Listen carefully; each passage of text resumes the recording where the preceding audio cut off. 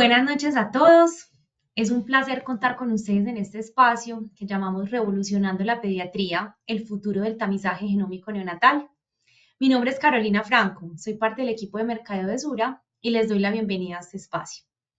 Hoy tenemos el honor de contar con la presencia de la doctora Terly Castro Rojas, una destacada profesional en el campo de la genética médica. La doctora Castro es médica de la Universidad Autónoma de Bucaramanga, especialista en genética médica de la Pontificia Universidad Javeriana y máster en errores innatos del metabolismo de la Universidad Santiago de Compostela. Cuenta con una vasta experiencia en genética humana y clínica y en enfermedades metabólicas. La doctora Derli es parte del talento humano de Sura desde el 2021 como médica genetista del Centro de Ciencias Ómicas de Sura. Además, es miembro de la Asociación Colombiana de Médicos Genetistas y ha trabajado extensamente en la atención de pacientes con enfermedades huérfanas y metabólicas.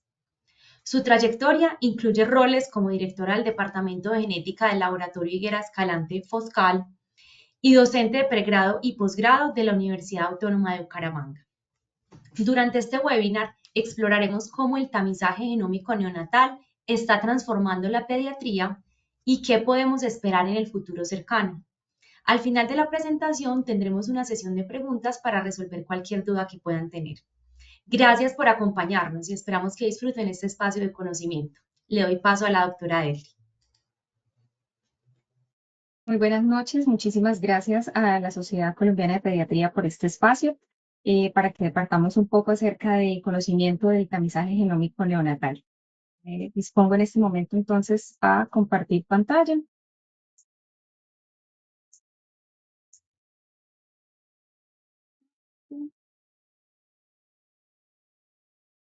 Listo, perfecto.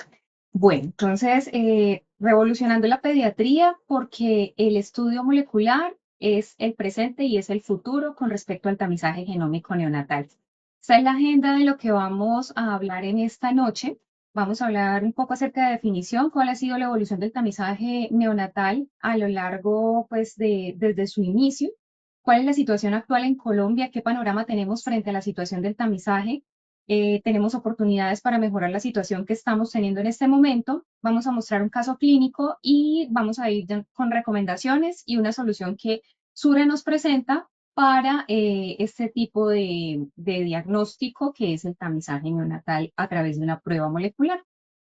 Entonces, haciendo un pequeño resumen acerca del tamizaje neonatal, sabemos que el tamizaje neonatal es una estrategia de prevención primaria que nos permite identificar pacientes desde antes de tener manifestaciones clínicas, lo que permite hacer un diagnóstico temprano, una detección oportuna con una intervención temprana que va a generar un desenlace en el individuo o en el neonato que va a ser mejorar la discapacidad o disminuir la probabilidad de padecer una discapacidad y tener un fallecimiento.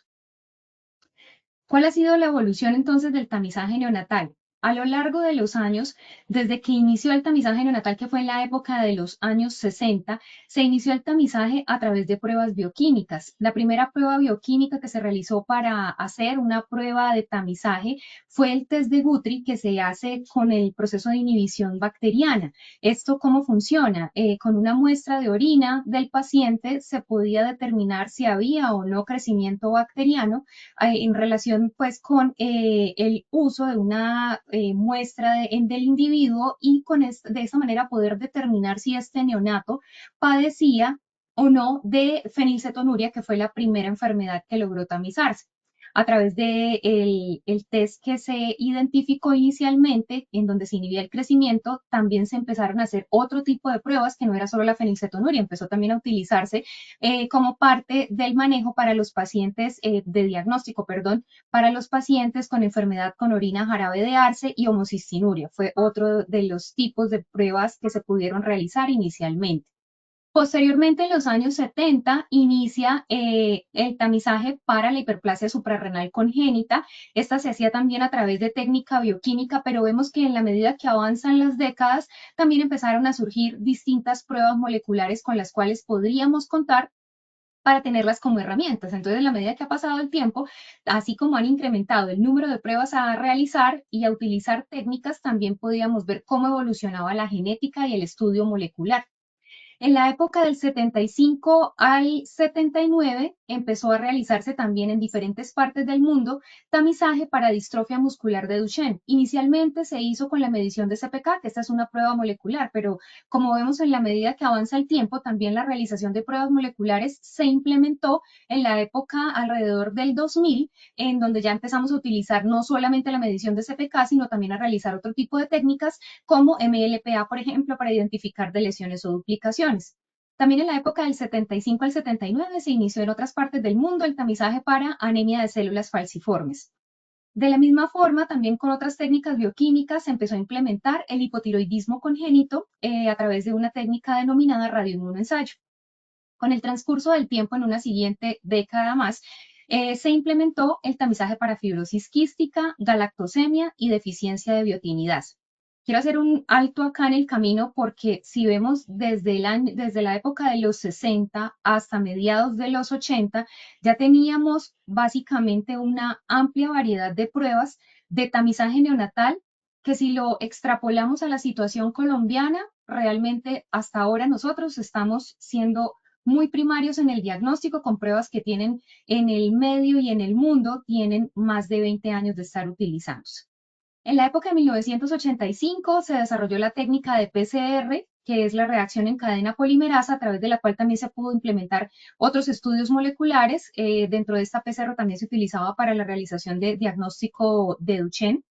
En la época de los 90 ya aparecieron unas técnicas bioquímicas distintas denominada tándem masas. El tándem masas, ¿qué nos permitió hacer? Nos permitió ampliar el número de enfermedades que se podían tamizar.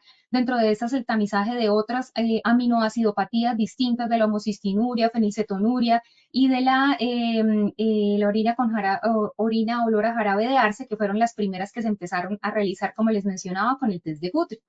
Entonces, esto permitió ampliar a un número mucho mayor de enfermedades el análisis, el diagnóstico y el tamizaje también. En la época de los años 2000, ya la técnica de secuenciación cambió de ser técnica Sanger a ser una técnica de segunda generación, dentro de las que encontramos la secuenciación por NGS o siguiente generación, que es la que nos permite poder lograr terminar el proyecto del genoma humano en el año 2003. Entonces aquí ya tenemos un hito muy importante para el desarrollo en la parte de diagnóstico genético, que es tener una secuencia del genoma completo humano. Perdón, en el 2010 aparece la secuenciación de tercera generación, que esta secuenciación se diferencia de la de segunda generación porque la de segunda generación secuencia a partir de fragmentos cortos. La secuenciación de tercera generación son fragmentos largos, lo que permite tener un poco más de especificidad en áreas donde hay pseudogenes o áreas que son muy repetitivas en la secuencia del ADN. Alrededor del 2000 al 2015, ya gracias a tener distintas técnicas de diagnóstico molecular y conocer un poco más acerca del genoma humano, empezaron los primeros programas piloto para hacer tamizaje molecular en distintas partes del mundo. Principalmente, pues los primeros proyectos se llevaron a cabo con el Instituto Nacional de Salud de los Estados Unidos y pues ya vamos a ampliar un poquito más esta información. A partir del 2018 ya también empiezan a hacerse y a utilizarse otras, se incluyen dentro del tamizaje en Estados Unidos diferentes enfermedades, dentro de esas las inmunodeficiencias combinadas. Además de esto, también se incluyen las enfermedades de depósito lisosomal en el tamizaje. ¿Por qué? Porque ya empezamos a ver lo que son las terapias de reemplazo enzimático para estos pacientes. Entonces, conocemos que para poder tener un potencial tamizaje de una enfermedad se requiere que esta enfermedad tenga un tratamiento. Entonces, el hecho de que ya haya una terapia de reemplazo enzimático permitió involucrar este tipo de enfermedades también dentro de este proceso de tamizaje. Empezó a tamizarse enfermedad de Pompe, empezó a tamizarse enfermedad de Fabry. Y otra enfermedad que es súper importante que empezó a tamizarse en Estados Unidos también fue la atrofia muscular espinal. Esta es una enfermedad que es una enfermedad neuromuscular, neurodegenerativa, que pues cobra vidas de neonatos y empezó a tamizarse también a través del desempeño pues, de técnicas moleculares. ¿Qué se quiere o qué se espera y qué es lo que estamos viendo en el mundo? Estamos viendo que ya estamos teniendo una integración entre lo que es secuenciación de exoma completo o genoma completo asociado a las técnicas bioquímicas que nos permiten tener un mayor rendimiento en el diagnóstico. Entonces, ok, esto es lo que ha pasado en el mundo y en qué vamos en Colombia. Entonces, lo que podemos ver acá en Colombia es que estamos bastante atrasados todavía desde la parte bioquímica y la cantidad de enfermedades que se logran tamizar. Realmente nosotros empezamos en Colombia a hablar de tamizaje para hipotiroidismo congénito. Recuerden que esto inició en, en los años 60. En el año 2000 apenas empezó la implementación del tamizaje para hipotiroidismo congénito. Una década después de haber iniciado el tamizaje de hipotiroidismo, empezamos a hablar en Colombia acerca de enfermedades huérfanas, a reconocerlas como un problema de salud pública que teníamos que incluirlas en el diagnóstico y manejarlas pese a que fueran tan raras. Ese nombre de huérfanas es porque se presume que son realmente muy extrañas en población general, pero ya vamos a ver que cuando los sumamos a todos los huérfanos no son tan pocos como se creen. En la época del 2019, también casi 9 años después, ya aparece la creación como tal del programa de tamizaje neonatal. Fíjense pues que han pasado 20 años aproximadamente entre el inicio del tamizaje del hipotiroidismo y la creación de un programa como tal establecido, estandarizado, que incluyera no solo el hipotiroidismo, sino algunas de esas enfermedades huérfanas. Ha pasado también mucho tiempo, 5 años largos, en donde a pesar de tener este programa, todavía el 2024 no habían unos lineamientos muy claros y nuevamente salen resoluciones en donde nos dicen, mire, la forma de hacer el tamizaje debe ser la siguiente, deben involucrarse los actores en salud, IPS, CPS y demás. Sale como toda la parte de normativa para que se empiece a llegar a hacer pues una mayor captación de pacientes de neonatos y que puedan ser tamizados. En este momento, realmente 2025, todavía no hemos logrado, a pesar de tanta normativa, no hemos podido lograr que haya una cobertura adecuada de los neonatos para poder ser tamizados. Y pues lo que esperamos realmente nosotros es que a partir de este momento no solamente tengamos las pocas enfermedades que bioquímicamente podemos tamizar, sino ampliarlo con pruebas moleculares para tener un mayor número de enfermedades y lograr disminuir los desenlaces fatales o que sean discapacitantes en los neonatos en población colombiana. Entonces, ¿qué tenemos con respecto al tamizaje en Colombia en este momento que esté aprobado por el sistema de salud y que en teoría debería estarse realizando? El tamizaje básico, que este tamizaje básico incluye el hipotiroidismo, fenilcetonuria, galactosemia, fibrosis quística, hiperplasia suprarrenal, deficiencia de biotinidasa y hemoglobinopatías. Estas se realizan a través de técnicas bioquímicas o electroforesis de hemoglobinas para poder determinarlas. Este es el tamizaje que en teoría deberían tener la mayoría de neonatos. Ahora, puede realizarse un tamizaje ampliado dependiendo de factores de riesgo, historia, antecedente, y ese tamizaje ampliado, el máximo de enfermedades que involucra son 33 en total, que incluyen estas 7 enfermedades que son del tamizaje básico, pero se incluyen otras aminoacidopatías, acidermias orgánicas, algunas de ellas, y defectos de beta oxidación, algunos de ellos.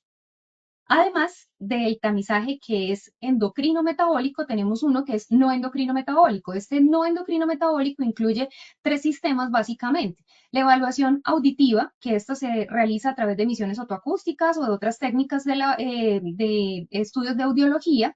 Tenemos también la inspección visual, que esto básicamente es un examen físico en el cual podemos realizar un examen del reflejo rojo en el neonato, ver estructuralmente cómo es en la cavidad ocular y la estructura del globo ocular del neonato. Y el tamizaje para cardiomiopatías complejas que se realiza básicamente es con la pulsoximetría del neonato, que va a tener sus variaciones dependiendo del área geográfica donde nos encontremos nosotros. Entonces, ¿cuál es el panorama realmente que tenemos nosotros? Esto, como estamos viendo, realmente el panorama no es muy prometedor en nuestro país y tenemos, a pesar de tener cosas buenas, tenemos ciertas dificultades. Dentro de esto encontramos pues que el tamizaje desde que inició en los años 60 ha logrado beneficiar a más de 140 millones de recién nacidos a nivel mundial. Esto es fantástico porque permite, en donde se lleva a cabo adecuadamente, diagnosticar pacientes con una condición que pudo haberles costado la vida. Una publicación que hubo en el 2015 acerca de cobertura del tamizaje neonatal tristemente nos muestra que solamente había una cobertura máxima del 86% de la población, y esto solamente hablando de hipotiroidismo congénito. Entonces podemos tener alrededor de un 20% de neonatos que se están quedando sin un diagnóstico temprano y que son niños potencialmente discapacitados con una condición que pudo perfectamente haberse identificado y manejado de manera oportuna.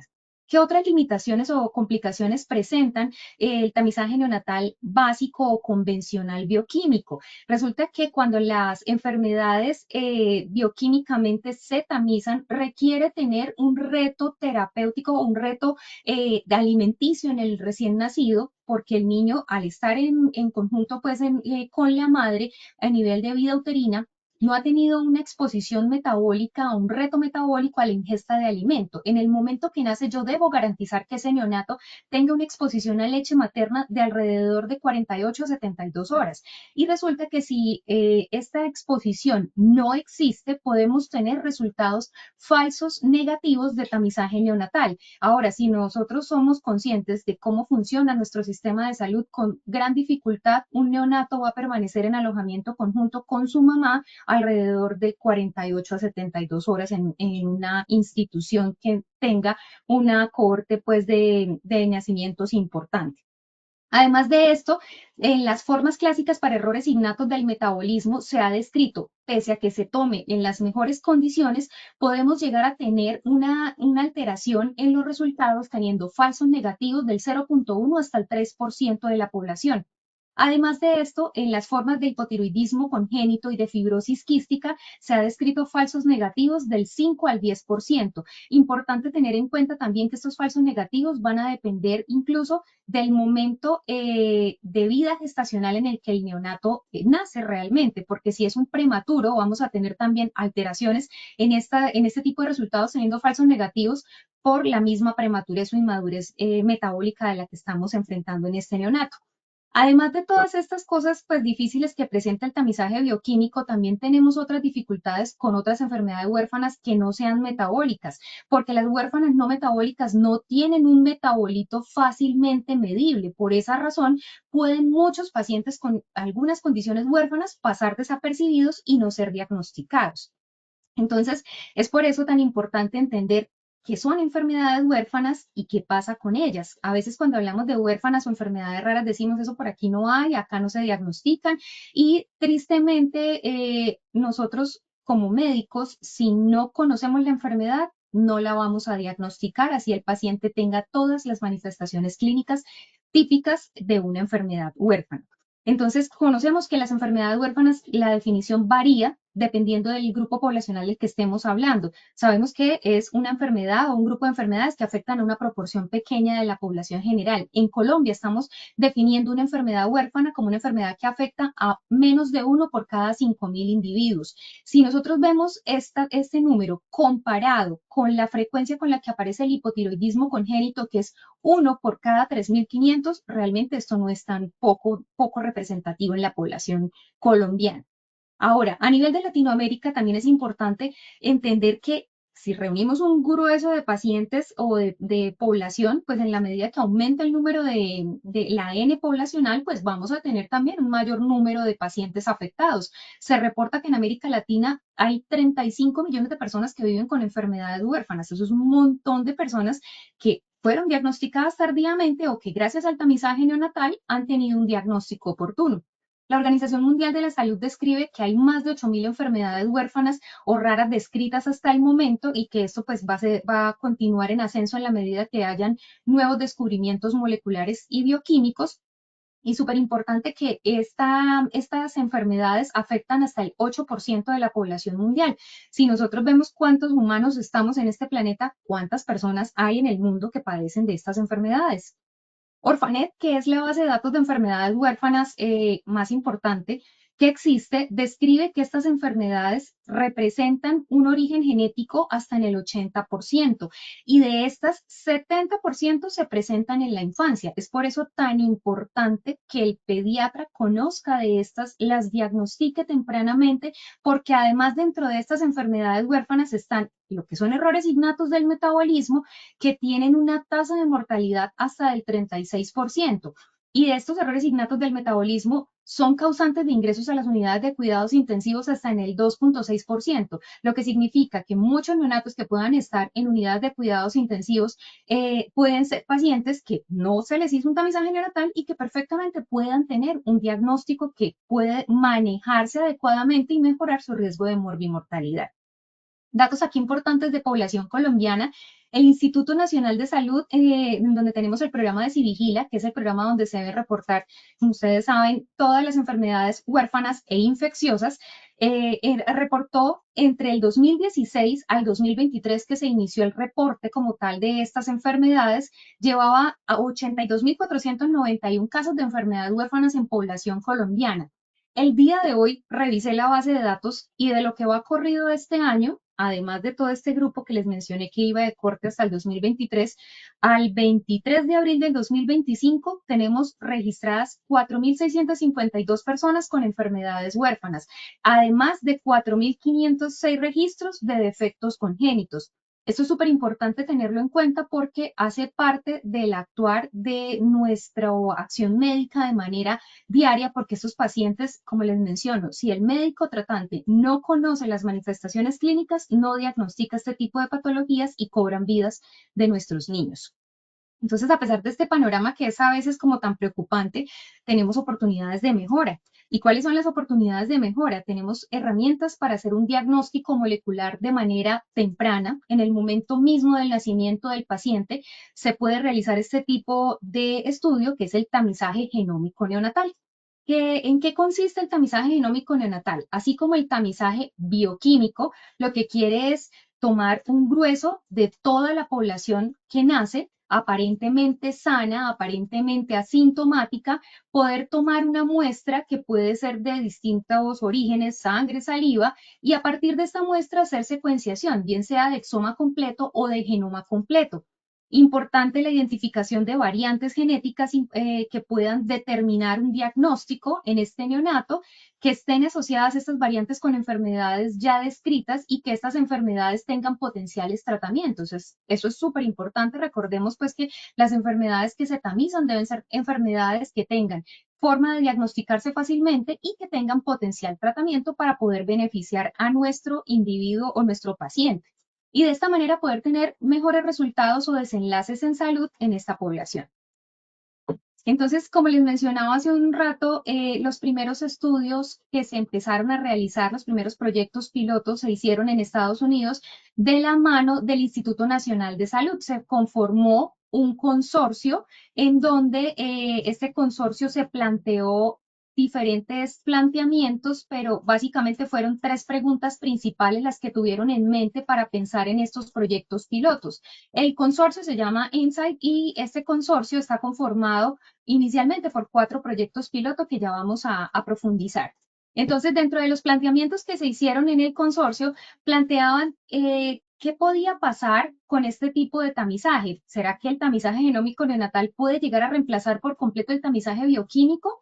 ¿Qué otras cosas nos puede enseñar este tamizaje? Nos va a dar más información de cosas que actualmente no estamos detectando en los recién nacidos y qué información clínica adicional pudiéramos obtener que con las técnicas actuales no tengamos una manera de diagnosticarlas y que además tengan una relevancia clínica para los neonatos. Entonces, a partir de esto, en el 2014 iniciaron los 4 proyectos que les describía que hacen parte del consorcio de Insight. Dentro de estos está el proyecto Nexus. Entonces, estos funcionaron de manera, en algunos casos, retrospectiva estos estudios, se plantearon iniciando secuenciación de exoma completo, pero realizando pipelines para poder filtrar variantes o definir genes que se iban a reportar dependiendo de los criterios de si eran enfermedades que tuvieran realmente otra forma de diagnosticarse, no solo molecular, para poderla corroborar con otra técnica, o enfermedades que tuvieran potenciales tratamientos y también que hayan sido establecidas o estandarizadas por el RUCS en Estados Unidos, que es el consorcio de evaluaciones o de pruebas que deberían o enfermedades que deberían ser tamizadas, que es un consorcio pues y un listado que es de fácil acceso para que lo podamos consultar, enfermedades que son potencialmente tratables. Entonces, en este grupo, en este proyecto se tomaron 61 recién nacidos considerados sanos, se contactaron a los padres desde la semana 18 de gestación y a estos padres se les hacía un tamizaje de tipo, un tamizaje prenatal para determinar que estos niños no vinieran con anomalías congénitas. En el momento del parto, al ver y confirmar que estos niños nacían sanos, entraban como pacientes sanos a ser parte de este estudio y además se tomó 45 niños no neonatos que ya tuvieran previamente un diagnóstico de un error innato del metabolismo y sordera o hipoacusia determinados y confirmados por otras técnicas moleculares o de diagnóstico previamente. Entonces, esto lo que quería era comparar el rendimiento diagnóstico de las pruebas moleculares versus los casos que ya habían y funcionarían estos neonatos aparentemente sanos como controles. Se hizo entonces la secuenciación del exoma con el pipeline para 466 enfermedades y se logró determinar el diagnóstico molecular en 15 de 17 pacientes de este grupo, de los que ya se había determinado un diagnóstico de un error innato del metabolismo, mostrando una sensibilidad del 88%. Logró determinarse en 5 de 28 pacientes con hipoacusia, con una sensibilidad para hipoacusia del 18%, y 4 hallazgos accionables ACMG. ¿Qué es esto, hallazgos accionables ACMG? El Colegio Americano de Genética, así como nos dice y nos dictamina cómo debemos clasificar las variantes que identificamos en estas pruebas moleculares, también nos dice que debemos, cuando hacemos un tipo de estudio molecular en un individuo, deben evaluarse 81 genes que son genes de enfermedades que yo puedo potencialmente tratar. Pero ojo, esto tiene ciertas limitaciones porque dentro de este grupo de genes hay genes que están asociados con enfermedades de aparición tardía. Caso que ocurre, por ejemplo, en este tipo de estudio, en el Nexus se identificaron neonatos que tenían riesgo de desarrollar cáncer de mama y ovario en la vida adulta. Entonces tengo un neonato que es aparentemente sano, pero que en este momento no puedo tomar la decisión, por ejemplo, en los casos en los que salieron estos pacientes que eran mutaciones en BRCA, no puedo tomar la decisión de hacer una mastectomía o una oforectomía en un periodo neonatal. Entonces, aquí uno de los cuestionamientos importantes, la utilización de estas pruebas y la determinación de este tipo de genes que se seleccionan para esta prueba deben ser genes que sean de presentación temprana, no genes de presentación tardía. Y eso fue uno de los aprendizajes que dejó esto. Ahora, ¿por qué tan poquito rendimiento en la identificación de errores innatos y de sordera? Porque como les describí, a pesar de que se secuenció un exoma completo, el pipeline de genes que se seleccionaron fueron genes que no estaban todos incluidos dentro de los diagnósticos que ya habían habido previamente en estos pacientes. El siguiente proyecto es el proyecto de MBSEC. Este proyecto también fue un estudio que fue retrospectivo. En este proyecto se tomaron 1.728 recién nacidos que ya tuvieran confirmación de un diagnóstico de un error innato del metabolismo o que en la prueba de tamizaje bioquímico hubieran tenido falsos positivos que posteriormente se descartaron realizando otras pruebas confirmatorias. Entonces se cogió el corte para determinar qué tan sensible pudiera ser esta realización de prueba molecular y logramos determinar que la sensibilidad de este proyecto para determinar el diagnóstico fue una sensibilidad del 88%, pero con una especificidad del 98.4%. ¿Qué concluyó este estudio? Perdón, que las pruebas moleculares reducen el número de falsos positivos y que confirman diagnósticos de enfermedades moleculares, pero como vimos en el estudio anterior, también la sensibilidad no es tan buena. El siguiente proyecto del que hizo parte del consorcio es el proyecto BabySet. Este proyecto BabySet tiene dos cohortes, una cohorte que todavía está en curso y una cohorte de la cual ya se entregaron resultados. Básicamente lo que incluía en este proyecto era un cuestionario que se hacía, una entrevista que se hacía a la mamá y al bebé y se tomaban unos casos de controles y otros pacientes en donde se les iba a hacer prueba molecular y seguimiento. Y en estos que eran los controles, eran pacientes en donde se hacía una historia clínica, un árbol genealógico, se tenía la data y se hacía seguimiento a lo largo del tiempo a este neonato para poder determinar si desarrollaba o no desarrollaba alguna enfermedad. Evidentemente aquí en estos pacientes pues sí se hizo tamizaje bioquímico en el estudio, en el brazo del control. Entonces, esta primera cohorte apareció del 2015, se tomó en niños del 2015 al 2019. En total fueron 127 recién nacidos sanos y 32 niños que estaban en estado crítico en unidades de cuidados intensivos que tenían una sospecha de una enfermedad metabólica. Se realizó también un exoma dirigido en estos pacientes para 954 genes. Acá se identificaron o se seleccionaron genes que incluyeran fenotipo de aparición en la infancia y fenotipo de aparición en la vida adulta.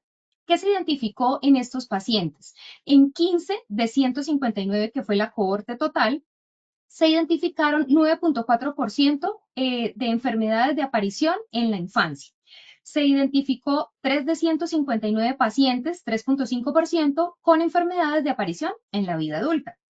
Un hallazgo importante acá es que ellos no filtraron si el paciente era solo portador o realmente desarrollaba la enfermedad. Entonces también reportaron estado de portador en 88% de los individuos. Cuando hablamos de estado de portador, quiere decir que son enfermedades recesivas, lo que implica que debería tener dos variantes genéticamente identificadas, o sea, que padre y madre hayan sido transmisores o que hayan pasado estas dos variantes a su hijo y por lo tanto el menor desarrolla una enfermedad. Esto estaríamos hablando de un estado homocigoto, pero al ser portador quiere decir que solo tengo una variante, lo que implica que es un paciente que no va a desarrollar un fenotipo. Y además, este estudio también reportó variantes de implicación farmacogenómica. Dentro de los genes que se evaluaron o los polimorfismos que evaluaron para farmacogenómica, se evaluaron que estuvieran implicados con el riesgo de desarrollar hipertermia maligna. 5% de la población evaluada tenía variantes que aumentaban su probabilidad y digamos que esto es una cosa súper importante e interesante porque esto nos va a determinar si este neonato que en algún momento de su vida por alguna razón requiera ser sometido a una anestesia general puede tener un alto riesgo de morbimortalidad por hipertermia maligna. ¿Qué nos enseñó en este estudio con respecto al estado de portador? Que genera demasiada ansiedad en los padres recibir un estado de portador sin comprender las implicaciones, pero también nos mostró que va a tener beneficios para la vida reproductiva de estos neonatos a largo plazo. También este estudio en el brazo que ya finalizó logró identificar dos recién nacidos por tamizaje bioquímico, pero que habían tenido un estudio molecular negativo. ¿Y por qué pasa esto? Porque los genes que están involucrados o que fueron seleccionados no fueron genes que estuvieran involucrados en el diagnóstico específicamente de esos neonatos. Pero si vemos el lado bueno, hubo 15 recién nacidos que tuvieron un diagnóstico molecular, pero con una prueba bioquímica negativa. La segunda cohorte inició en 2023 y como les menciono, todavía está en desarrollo y en continuidad. También hubo otro proyecto dentro de este Insight que fue la evaluación con genoma completo para neonatos que estaban agudamente enfermos. En esta cohorte se tomaron 2.208 niños que tenían sospecha de algún error innato del metabolismo y se les hizo una secuenciación del genoma completo. Recordemos que la diferencia entre secuenciar el exoma y el genoma es que el exoma son solamente las regiones aparentemente codificantes. El genoma incluye regiones no codificantes y puede mejorar el rendimiento de diagnóstico también en DNA mitocondrial, en regiones que son de expansión de repeticiones. Entonces, esto nos permite una mayor cantidad de data en estos pacientes. Entonces, se hizo secuenciación de genoma confirmando diagnóstico en 119 niños, de los cuales 15 habían tenido un tamizaje neonatal negativo. Entonces estamos viendo el beneficio de la prueba molecular sobre la prueba bioquímica. Después de haber hecho la secuenciación del genoma completo, también se hizo un pipeline para poder filtrar genes de enfermedades que estuvieran un poco más reconocidas, genes en donde se conociera un poco más manejos y desenlaces de su enfermedad, y al haber restringido la cantidad de genes, de secuenciar un genoma completo, restringirlo a 388 enfermedades, de los que habían sido 119 previamente positivos, solo logramos detectar 104 teniendo una sensibilidad nuevamente del 87%. Entonces, ¿qué nos enseña todos estos proyectos que se han llevado a cabo? Que realmente el genoma es una prueba muy buena como base para secuenciar. Y eso lo han determinado también otros proyectos a lo largo del mundo, pero así como se dieron cuenta que permite determinar mucha más información, también puede tener algunas implicaciones o contraindicaciones, porque si obtenemos demasiada información, puede ser que no sepamos interpretarla. Si obtenemos demasiada información, puede ser que lo que estemos detectando no sea una enfermedad potencialmente tratable, por lo tanto, no estaría incluida dentro de lo que se considera una enfermedad a tamizar. Entonces, esto es un mapa a lo largo del mundo que nos ha mostrado cómo diferentes países han implementado distintos proyectos, casi todos basados en secuenciación de genoma. Pero si ustedes se dan cuenta, pese a que secuencian genoma, solamente reportan un número restringido de condiciones o enfermedades por las razones que ya hemos mencionado previamente. Esta es otra tabla de resumen de publicaciones de distintos artículos que nos han mostrado que a pesar de secuenciar, hacer secuenciación de exoma completo o hacer secuenciación de genoma, La sensibilidad de los resultados, como mencionaba anteriormente, no es del 100%. Las tasas de sensibilidad oscilan entre el 75 hasta el 97% en algunos casos, pero la especificidad es muy buena. La especificidad está alrededor del 99,96. Entonces, ¿qué quiere decir que sea baja sensibilidad pero alta especificidad? Que se me pueden escapar algunos pacientes, y la especificidad es que estoy realmente descartando los que son reales negativos. Entonces, cuando nosotros hacemos una prueba de tamizaje genómico, lo que queremos es que la prueba sea altamente sensible y altamente específica. Cuando hablamos de sensibilidad, es poder encontrar pacientes reales positivos, y cuando hablamos de especificidad, es poder encontrar pacientes reales negativos. Entonces, como les mencionaba también, el tamizaje genómico básicamente lo que quiere es coger toda la población gruesa, aparentemente sana, sin factores de riesgo, hacer una secuenciación del DNA de estos individuos, poder hacer un pipeline de filtrado de variantes y poder determinar cuáles son los reales pacientes positivos, para de esta manera hacer un reporte de lo que son realmente negativos y realmente positivos y determinar un potencial tratamiento. Entonces ya en esta parte vamos a hablar de lo que son, qué oportunidades o qué ventajas tenemos al realizar una prueba de tamizaje genómico neonatal. Primero, que si lo secuenciamos a partir de un exoma completo o a partir de un genoma completo, a pesar de que se esté reportando un número disminuido de genes, implica que a largo plazo yo para este individuo ya tengo la secuenciación de su exoma completo, tengo su información genética completamente secuenciada. Y si yo en algún momento quiero ampliar los estudios por alguna razón, si en algún momento se hace un descubrimiento nuevo, si el paciente desarrolla alguna manifestación de una enfermedad de las cuales no están incluidas dentro de los genes tamizados, yo ya tengo un material genético con el cual yo puedo contar para poder ampliar los estudios en estos individuos. Además, el hecho de tener ya un estudio molecular va a permitir que estos pacientes puedan acceder a tratamientos y tener también la oportunidad de hacer medicina personalizada o medicina de precisión, determinando mutaciones puntuales, participando en proyectos de investigación, y esto nos va a facilitar en estos individuos darle también un manejo oportuno a sus condiciones. Con respecto al rendimiento del ensayo, fantástico es esta ventaja que tenemos, es que el neonato, así sea prematuro, así no haya hecho el reto metabólico de exponerse a la leche materna o a la leche maternizada o de fórmula, yo puedo tener certeza de un diagnóstico de un error innato del metabolismo o de una enfermedad metabólica que no tenga un marcador, o una enfermedad monogénica, perdón, importante también la identificación de formas no clásicas.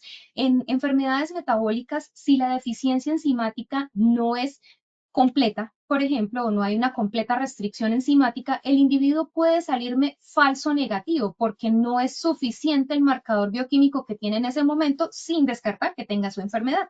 Esto nos va a permitir también reutilizar los datos a largo plazo para proyectos de investigación y determinar realmente cómo es nuestra cohorte poblacional en Colombia, porque no tenemos información en tiempo real de la población colombiana acerca de cuál es la incidencia, prevalencia y cuáles son las mutaciones más frecuentes o enfermedades más frecuentes o prevalentes en nuestra población desde la perspectiva molecular, y que nos sirve como un insumo o recurso para investigación también. Con respecto a qué desafíos tenemos al utilizar una prueba de tamizaje de tipo molecular. Primero que todo, el consentimiento informado. Esto es clave cuando nosotros pensamos en realizar una prueba de tamizaje bioquímico. Si yo no le explico a los padres cuáles son las limitaciones, cuáles son los beneficios y cuáles son los potenciales resultados de un tipo de prueba, esto puede generar inmenso malestar, tal como les mencioné, por ejemplo, hacer un reporte de estados de portador que no va a tener una implicación fenotípica en el paciente, o por ejemplo determinarle una enfermedad que puede tener aparición tardía, como les mencionaba también de los casos de mutaciones de BRCA en neonatos. Entonces, cuando yo utilizo una prueba molecular, debo tener muy claro cuáles son los beneficios y cuáles son las limitantes que voy a tener con esta prueba que voy a realizar. La eficacia de los costos, esto es importante también tenerlo en cuenta porque hay dos aristas con las que podemos evaluar esta parte de costo-efectividad. Si yo realizo esta prueba, como les mencionaba, y tengo el material genético de mi paciente guardado para cualquier requerimiento a futuro, esto va a ser a largo plazo más costo-beneficio que hacer una prueba por cada sospecha molecular que tenga. Entonces, en el momento cero del nacimiento lo secuencié y tengo el ADN allá guardado. Pero si yo empiezo, es que a mí me parece que es una u otra o X o Y, Z enfermedad, voy a tener un costo más elevado a largo plazo haciendo pruebas moleculares aisladas que haciendo una secuenciación completa. En este momento, digamos que la secuenciación es asequible, pero todavía sigue siendo un poco más costosa que realizar una prueba bioquímica. La interpretación de los datos, esto es súper importante también, como les mencionaba, si nosotros hacemos un tamizaje a partir de genoma y no a partir de exoma, como les mencionaba, el genoma incluye partes a las que consideramos no codificantes o partes de material genético que no tenemos claridad cómo funciona, cómo se interpreta, cómo se clasifica. Entonces esto nos puede llevar a obtener muchos resultados clasificados como variantes de significado incierto que a la larga no nos va a permitir dar un diagnóstico y sí va a generar mayor incertidumbre en el paciente y en sus familias. Con respecto a la parte de implicaciones laborales, esto también hablamos de implicaciones laborales futuras del individuo que se está diagnosticando, porque ¿qué va a pasar con esta información genética que se tiene? Esta información genética, ¿quién la va a resguardar? ¿Y será que esto a futuro va a permitir entonces determinar o discriminar nuestra población? Si nuestra población tiene un riesgo de desarrollar, por ejemplo, cierto tipo de enfermedad, ¿implicaría necesariamente que esta persona va a ser discriminada en un trabajo futuro porque es portador de una enfermedad genética? Entonces son interrogantes importantes a tener en cuenta desde la perspectiva ética también. El impacto familiar que esto puede tener, saber que un paciente va a tener una condición que va a requerir un tratamiento de por vida, saber que esta condición es heredada porque padre y madre genéticamente se parecen, entonces qué implicaciones tiene esto para la pareja, qué implicaciones tiene para los demás hermanos, cuál va a ser el riesgo de recurrencia de los futuros hijos de este neonato, cognitivamente cómo va a estar este neonato. Son muchas de las implicaciones y el impacto que puede llevar a tener estos resultados. Con respecto a un dato no menos importante es la equidad en el acceso. Las pruebas moleculares de diagnóstico, cuando hay una sospecha de una enfermedad genética, están cubiertas por el plan de salud, pero las pruebas de tamizaje genómico neonatal no están cubiertas por el sistema de salud en este momento. Entonces, eso nos plantearía un desafío de equidad porque no vamos a poder hacerlo de manera equitativa a toda la población general. Entonces, aquí tenemos pues como todavía nos falta aclarar algunos interrogantes, tenemos algunos problemas que no hemos podido resolver frente al tamizaje genómico neonatal a nivel mundial, entonces es como cómo elegir los genes, las condiciones que se van a elegir son condiciones que se presentan solo en la vida temprana, en la infancia, en la vida adulta, ¿será que este niño, si tiene un gen que tenga una penetrancia o una expresividad variable, el niño va a desarrollar la enfermedad temprana? ¿Tenemos un potencial tratamiento para esta enfermedad? ¿Cómo garantizamos que todo el mundo acceda a este tipo de pruebas? Entonces son planteamientos importantes que nos llevan también pues a pensar cómo implementar este tipo de pruebas en la población general. Entonces, digamos que para dilucidar un poco de estas dudas, debemos recordar que para poder seleccionar las enfermedades que hacen parte de un tamizaje neonatal, están inicialmente ya estandarizadas y establecidos desde 1968 los criterios de Wilson y Juckner. Ellos evaluaron, digamos que 10 ítems en donde decían una enfermedad debe ser incluida en el tamizaje neonatal si cumple estas 10 condiciones, que sea fácil de diagnosticar, que no sea parte de un proyecto de investigación, que tenga una prueba distinta para poderla confirmar, que sea una prueba fácilmente asequible, que haga menos daño que el beneficio que va a obtener, entre otros. Entonces, resulta que se publicó en 2023 nuevamente los criterios de Wilson y Juckner revisados. Esta vez se clasificaron en 4 grandes dominios y estos 4 grandes dominios están enmarcados en las implicaciones legales, éticas y sociales que están relacionadas con el diagnóstico de estas enfermedades. Y estos están dentro de los dominios de criterios clínicos para la enfermedad, criterios de diagnóstico para la enfermedad, criterios terapéuticos de la enfermedad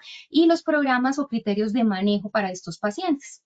Entonces, básicamente, hay muchos factores que debemos tener en cuenta. Estos factores que les describía, las implicaciones sociales, éticas y legales, la selección de genes, y esto desde la parte genética es súper importante. Es importante reconocer que hay genes que son altamente penetrantes. ¿Eso qué quiere decir? Que tener una mutación va a hacer que todos los que la tengan una expresión en el fenotipo, pero hay genes que tienen una baja penetrancia. Quiere decir que a pesar de que yo tenga la mutación, no voy a expresar manifestaciones. Entonces, si yo selecciono un gen de estos para una prueba de tamizaje molecular, ¿qué va a pasar conmigo? Voy a tener una incertidumbre, mis papás van a tener una incertidumbre a lo largo de la vida y yo como un adulto voy a tener una incertidumbre, ¿será que voy o no voy a desarrollar esta enfermedad? Entonces, por eso la selección de genes debe estar guiada de criterios, por ejemplo, con enfermedades de penetrancia completa, enfermedades de aparición temprana en la infancia del neonato, enfermedades intervenibles, entre otras. Validez y utilidad de las pruebas, que la prueba que yo le estoy haciendo a este individuo yo la pueda confirmar con otra técnica de diagnóstico bioquímico que sea de fácil acceso. Y por último, y no menos importante, el consentimiento informado y actualización de la información a los padres. Si yo tengo claro desde el principio como padre de familia qué es lo que espero de esta prueba, voy a asumir mucho más fácilmente estos resultados, en primer lugar. En segundo lugar, si ya se me diagnosticó una enfermedad que requiere un tratamiento, necesito que mi médico tratante y acompañante tenga el conocimiento actualizado de la enfermedad para que me mantenga al tanto y podamos hacer un acompañamiento y un tratamiento conjunto en mi paciente. Entonces vamos a pasar a la parte de caso clínico. Este caso clínico es bastante interesante, es muy cortico. Este caso clínico es un caso de la vida real que no debió haber pasado, es un niño que debió haber tenido un tamizaje neonatal, pero son enfermedades que llegan a la consulta y que son reales y las tenemos nosotros que diagnosticar. Entonces, esto se trata de un paciente masculino, hijo de padres jóvenes sin antecedentes de consanguinidad. Fue el segundo embarazo de los padres, un embarazo que cursó sin complicaciones, parto vaginal eutóxico, 40 semanas, un niño con un peso y una talla adecuados. Iba todo normal, este niño no se le hizo tamizaje neonatal como les describía, y a los 6 meses de vida el niño empezó a presentar retraso del desarrollo psicomotor, un cierre temprano de la fontanela anterior y una sutura metópica que llamaba la atención por ser prominente. Los padres consultan en repetidas ocasiones a pediatría, se les inicia terapias, pero pues se dejó pasar el diagnóstico. A los 15 meses el niño empieza a presentar movimientos involuntarios y paroxísticos 4 veces por día. Acá ya se empezó a sospechar que hubiera una condición, una epilepsia de base en este menor, y alrededor de los 24 meses identifican banderas rojas para trastorno del espectro autista. En el examen físico de este menor llamaba la atención que presentaba anomalías menores, hipotonía, irritabilidad y era poco colaborador. El paciente es remitido a la consulta de genética, en donde se hace una evaluación, se le solicitan distintos paraclínicos, dentro de estos una resonancia cerebral que mostraba hallazgos inespecíficos con un patrón en el retraso de la mineralización, de la mielinización, perdón, un electroencefalograma que mostraba una epilepsia focal. Se le hizo inicialmente una cromatografía de aminoácidos en capa fina que mostró unos aminoácidos inespecíficos, valina, metionina y triptófano, y posteriormente se hizo cuantificación de aminoácidos evidenciando una tirosina normal, pero con una fenilalanina que estaba en un rango supremamente elevado y relación de fenilalanina-tirosina también alterada. Esto nos hizo hacer un diagnóstico bioquímico de una fenilcetonuria en una forma clásica. El estudio molecular nos confirmó que era un paciente heterocigoto compuesto. ¿Qué quiere decir esto? Que un padre heredó una variante a su hijo y otro padre le transmitió la otra variante. En el paciente se confirmó el diagnóstico de esta fenilcetonuria al cabo de un año después de haber iniciado a consultar. Entonces, este niño ya es un niño que tiene secuelas neurológicas por su condición de base que pudo haberse diagnosticado de manera neonatal. Ahora, no es el único caso. Quiero mostrarles esta familia también, que esta familia fue diagnosticada en la época en la que yo hice la residencia de genética. Fue una familia que fue atendida en el Instituto de Genética de la Javeriana en el 2009. La familia consultó porque esta nena, la menor, tenía un retraso importante en el neurodesarrollo. Resulta ser que estos dos padres son primos hermanos y ellos vivían en Boyacá, y cuando empezamos a hacer la historia de evaluación de la niña, la mamá describía que su hija tenía un olor característico, un olor a humedad, y empezamos a preguntarle acerca de sus otros miembros de la familia. Esta niña, este niño y esta otra niña tienen discapacidad intelectual. Esta niña tiene un diagnóstico de un autismo severo y estos dos tienen un retraso mental leve moderado. Entonces, cuando ya uno empieza a ver en una familia más de un individuo con alguna condición neurocognitiva, se debe sospechar que se está frente a este diagnóstico. Entonces, de 5 hijos que tuvieron estos padres, 4 hijos tienen discapacidad intelectual y tienen el diagnóstico de la fenilcetonuria. Esta enfermedad, a pesar de que parece ser tan extraña en América Latina, uno por cada 24.000 recién nacidos se presenta, está en nuestra población y está sin diagnóstico. Como les estoy mencionando, pasaron cuántos años, cuántos hijos con manifestaciones, a cuántos médicos habrán consultado sus hijos anteriores hasta que llegaron con esta chiquitica a consulta de genética. En resumen, esta enfermedad es una deficiencia enzimática, está deficiente la fenilalanina hidroxilasa y esta enfermedad genera un fenotipo que es muy variable a pesar de tener todos la misma mutación, todos no tienen el mismo grado de severidad. Es un fenotipo que es neurocognitivo con un compromiso sistémico y un olor característico. Los papás describen el olor en la orina y el sudor de estos niños a humedad, también descrito en la literatura como ratón mojado.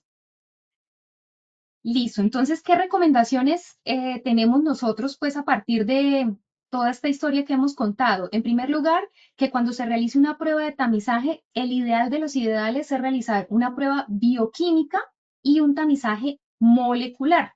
¿Por qué? Porque de esta manera logramos tener una mayor sensibilidad y especificidad en el diagnóstico.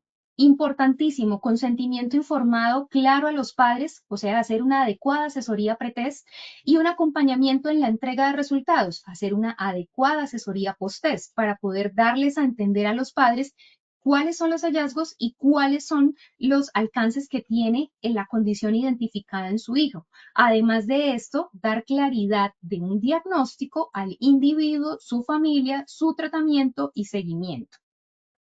En Sura tenemos una solución para poder acompañar este proceso de tamizaje bioquímico que nos ofrece el sistema de salud, que aunque deficiente, pues está presente.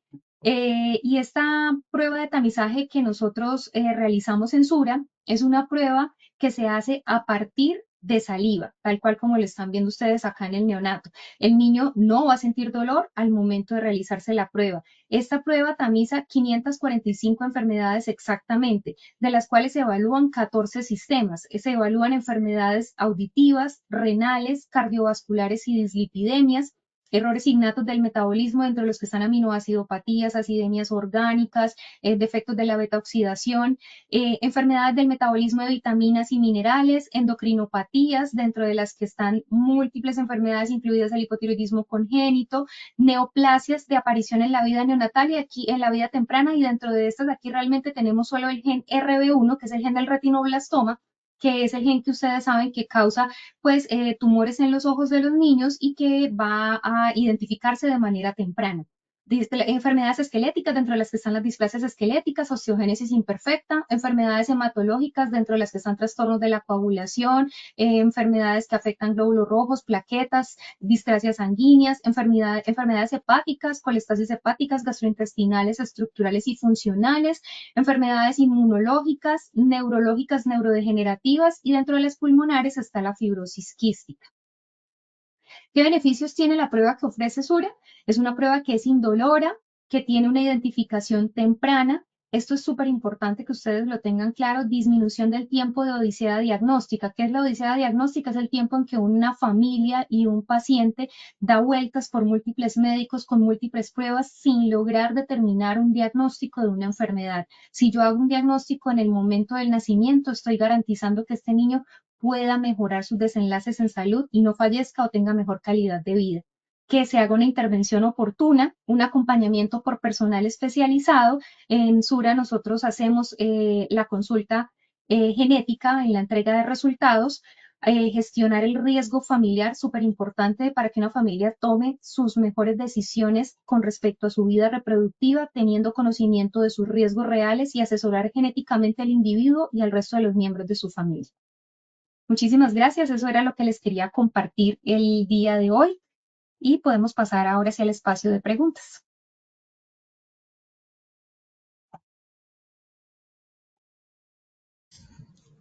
Bueno, Derly, muchísimas gracias por tu presentación. Tenemos varias preguntas en el chat.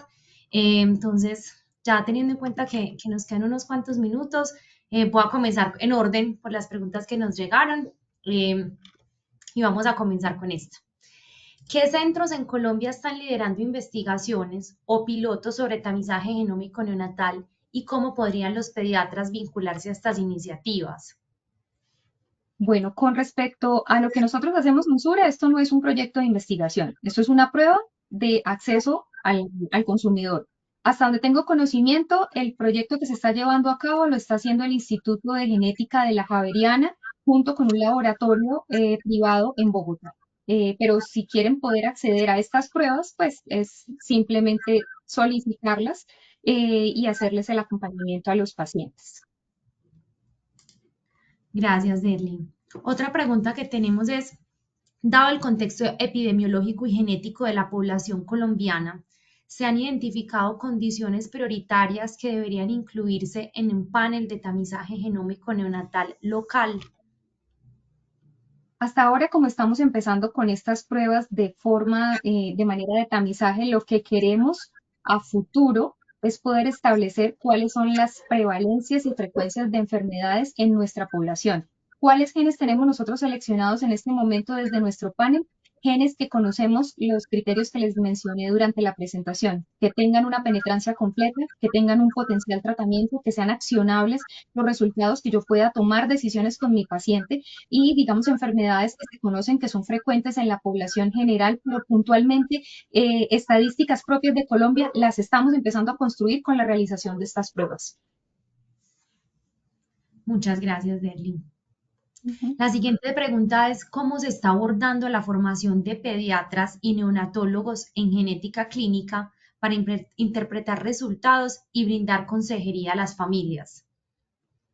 Bueno, no puedo responder por lo que hacen las universidades, sería muy difícil entrar en este tema. Ahora sí, las universidades deberían encargarse de tener conceptos básicos de genética en pediatría. Ahora, ¿qué les puedo decir desde el actuar de Sura? Nosotros, al estar ofreciendo esta prueba, también ofrecemos acompañamiento a los médicos pediatras, que son los que van a terminar formulando o ordenando la realización de este tipo de estudios. En Sura contamos desde el Centro de Ciencias Ómicas con un cuerpo de 4 genetistas que estamos dispuestos a resolver las dudas y inquietudes que tengan los médicos pediatras. Pero sí es importantísimo que desde la formación, no solo los pediatras, sino los médicos generales tengan conocimiento de las enfermedades genéticas que son reales, que se encuentran en los pacientes y que se diagnostican tardíamente en su gran mayoría de veces por el desconocimiento del mismo médico al respecto. Muchas gracias. La siguiente pregunta es si existe una articulación entre el Ministerio de Salud y el Instituto Nacional de Salud para generar una hoja de ruta en la implementación del tamizaje genómico. Con respecto al tamizaje genómico, en este momento no hay, digamos, una articulación porque tenemos serias dificultades con los bioquímicos, así que hay que tratar de hacer una mejor implementación desde la parte de bioquímica, pero lo que sí podemos decir, pues, es que tenemos baches que estamos tratando de mejorar con este tipo de pruebas. Gracias. ¿Cuál sería el rol de la red pública de laboratorios en la secuenciación y análisis genómico en recién nacidos en el país? Bueno, como les describía, al no ser una prueba en este momento cubierta por el sistema de salud, no hay lineamientos claros, estandarizados ni establecidos para hacerlo de manera masiva, ¿cierto? Ahora, así como les mostré que hay distintas normativas al respecto de las formas en las que se debe realizar una prueba bioquímica como parte del tamizaje y sabemos que debemos estar inscritos, tener un registro de laboratorio, tener buenas prácticas, pues también a futuro supongo que habrán lineamientos establecidos de ley para poder realizar ese tipo de pruebas moleculares a través de la red pública. Pero en este momento no es una prueba que se realice por red pública. Perfecto. Derly, ¿qué mecanismos existen o se proyectan para garantizar el consentimiento informado y el respeto de la autonomía familiar en el contexto colombiano? Bueno, nosotros desde Sura tenemos un consentimiento informado muy claro y hacemos una asesoría pretest a la toma de estos exámenes, dando claridad de cuáles son los alcances, por cuánto tiempo se va a guardar el material genético, la data que queda después de hacer la secuenciación. Eso lo tenemos muy claro y esto le ofrecemos esta información a los padres de familia acerca de cuáles son los alcances y cuáles son las limitaciones que podemos tener con respecto a estas pruebas. Bueno, tenemos otra pregunta que dice, considerando que la secuenciación del genoma completo ha demostrado ser más costo efectiva a largo plazo en la detección de enfermedades tratables desde etapas preclínicas, ¿cómo podríamos pensar en su implementación en un país como Colombia, que enfrenta limitaciones presupuestarias y una crisis estructural en su sistema de salud? Teniendo en cuenta que los costos no solo implican la secuenciación en sí, sino también la capacitación del personal, la infraestructura de laboratorios y los insumos especializados. ¿Qué estrategias podrían plantearse para garantizar una cobertura equitativa, tanto de la población asegurada como no asegurada, sin comprometer la sostenibilidad financiera del sistema? Una pregunta demasiado compleja y es una pregunta para realizarla realmente a la parte administrativa del sistema de salud. Yo no trabajo con la Red Nacional de Sistema de Salud ni con el Instituto Nacional de Salud. Yo trabajo con una entidad privada y digamos que mi respuesta está limitada al actuar desde la empresa con la que trabajo, ¿cierto? Ahora, como les he mencionado, no es una prueba que se realice de manera eh, gratuita, ni es una prueba que en este momento esté al alcance de todos por la red pública. Por lo tanto, sí hay demasiadas falencias para poderla realizar y como les he mostrado a lo largo de la presentación, tenemos montones de falencias desde la perspectiva bioquímica, aún más será para poder implementar una prueba molecular. Entonces, es difícil, es complejo y digamos que el entrenamiento del personal que va a interpretar primero unos resultados de genoma. Debe ser súper clara, las personas deben tener conocimientos en genética para poder hacer una adecuada clasificación de variantes, porque eso pues va a partir también qué información se le va a entregar a los padres. Y como les mencionaba, la clasificación de variantes de un genoma, que es muy diferente, digamos que es más compleja que la de un exoma, porque en muchas partes no hay un conocimiento, no hay bases de datos a las cuales podamos comparar fácilmente, entonces tampoco vamos a poder determinar que realmente una variante pueda llegar a ser patogénica o no en el momento. Entonces, tener un estudio a partir de un genoma hace mucho más complicado. Por eso les mostraba también en los distintos estudios que se han realizado a lo largo del mundo que a pesar de que se secuencia un genoma, se reportan variantes específicas en genes específicos. Y es también no solo desde el costo de la interpretación y las consecuencias de la interpretación, sino también en el guardar esta data tan robusta, porque tendríamos que tener bases de datos muy grandes para poder guardar toda la información genética y en la nube de todos los neonatos del país. Entonces, digamos que son cosas que ojalá en el mejor de los escenarios se pudieran implementar, pero desde la perspectiva pública no soy una persona idónea para dar respuesta a lo que quiera el sistema de salud. Sería fantástico poderlo hacer para todos, pero no puedo responder por el gobierno en este momento ni a futuro. Gracias, Derly. Derly, ¿nos puedes contar un poquito más sobre la prueba como tal? Hay varias preguntas alrededor de la edad hasta la cual se puede realizar esta prueba. Ujú. Preguntan también cómo se solicita, cuál es la codificación, si se puede Bueno, hacer en niños que ya no son neonatos. Entonces, si sí, nos cuentas un entonces poquito más como sobre las características. esta prueba, el ideal, al tratarse de una prueba de tamizaje, es idealmente hacerla en el periodo neonatal, ¿cierto? Es el ideal de los ideales. Ahora, si yo paso el periodo neonatal con mi bebé y quiero hacerle la prueba, yo se la puedo hacer hasta el año de vida e incluso más adelante del año de vida, siempre y cuando sea un niño sano. Porque si es un niño que tiene alguna manifestación de alguna enfermedad, ya no es una prueba tamiz. Y de hecho, si es alguna condición médica que yo esté sospechando específicamente, digamos que la prueba del tamizaje ya sería muy corta en genes para poder determinar la sospecha clínica. Ejemplo, si yo sospecho en mi niño, o como médico, tengo un niño con epilepsia, la prueba del tamizaje neonatal ya se queda muy corta para poder determinar genes relacionados con encefalopatías epilépticas. Entonces ya no me sirve una prueba de tamizaje porque son solo 545 genes.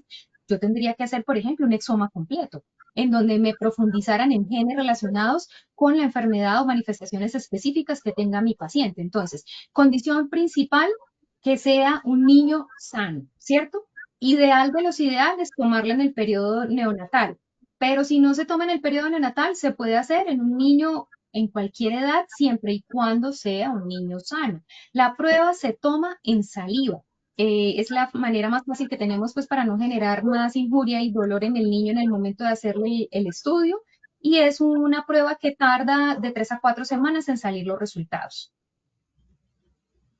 Perfecto, muchas gracias, Derly. Bueno, y por último, hay varias preguntas alrededor del costo de la prueba, las ciudades donde está disponible, si está cubierto por alguna aseguradora. Entonces, Bueno, olvidé de las preguntas que me hizo anteriormente, cómo se solicita, si hay algún código específico. Al ser una prueba que no está cubierta por el sistema de salud, no tiene un CUPS específico con el cual se pueda solicitar. Los pediatras desde su consultorio particular la puede, o consultorio incluso de póliza, la pueden solicitar. Es una prueba que el costo no tengo claro exactamente en este momento el no valor, te pero complemento en esa parte, tranquila. ok. Pero lo que sí sé es que es una prueba que a los pacientes de póliza Sura tiene un precio, una tarifa diferencial. Cuando el pediatra lo solicita, simplemente solicita en una receta médica, se solicita tamizaje genómico neonatal, 545 enfermedades Sura. Ya. Entonces, ¿en dónde está disponible? En este momento, a hoy lo tenemos disponible en el Centro de Ciencias Ómicas de Sura, Medellín.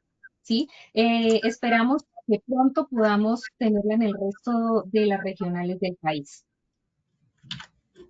Gracias, Derly. Te voy a complementar entonces ahí con alguna de las preguntas que había. El precio de venta para el público, en general, pues al ser una prueba particular, es de 2.980.000. Y como lo decía Derly, pueden consultarnos pues ya directamente al equipo de Sura para revisar qué otros tipos de descuento pueden aplicar sobre este precio. Actualmente tenemos la disponibilidad de ofrecer esta prueba en otras ciudades, si bien el centro de procesamiento para la prueba es, como les decía Derly, el Centro de Ciencias Ómicas de Sura, que está ubicado acá en Medellín. Tenemos la capacidad de recibir pacientes en otras sedes que tenemos distribuidas por todo el país, tomar la muestra y hacer el procesamiento aquí. Entonces, la prueba está en general disponible en todas las ciudades principales donde tenemos nuestras sedes de ayudas diagnósticas para recibir la muestra. Y actualmente tenemos varios canales de atención, que enseguida les vamos a mostrar la información ya como para terminar, por si quieren más información, tanto alrededor de la prueba como alguna otra pregunta que de pronto se pueda estar escapando en este momento. Creo haberlas cubierto todas las que teníamos pues acá en el chat. No sé, Erly, si tengas algo como para complementar. No, muchísimas gracias a todos los asistentes el día de hoy. Esperamos que hayan sido aclaradas las dudas que tenían. Muchas gracias a todos por acompañarnos, por regalarnos este espacio de la noche y de su tiempo de descanso también. Esperamos que este haya sido pues un espacio enriquecedor para ustedes y estaremos muy atentos a cualquier duda que tengan, a cómo les podamos ayudar y a que sigamos como trabajando juntos y comprometidos por la salud de los niños y de los recién nacidos en Colombia. Les voy a proyectar como los canales de contacto que tenemos para esta prueba para que cualquier inquietud pues la podamos resolver por ahí. La sesión va a quedar grabada y va a estar también a su disposición.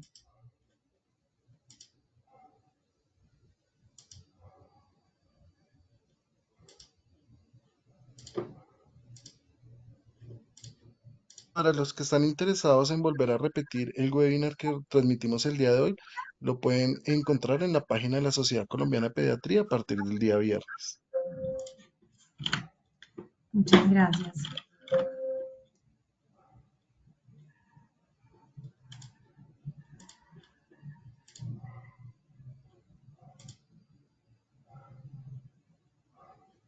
Acá les estoy proyectando entonces los canales de contacto, también se los podemos poner por el chat. Estamos en el chat oficial de WhatsApp de Sura, a través de la opción de ayudas diagnósticas, pruebas genéticas y otros servicios del Centro de Ciencias Ómicas y la opción de tamizaje genómico neonatal. Y a través de un correo desde el cual directamente recibimos todas las solicitudes para esta prueba, que es cebioentendimiento@suramericana.com.co.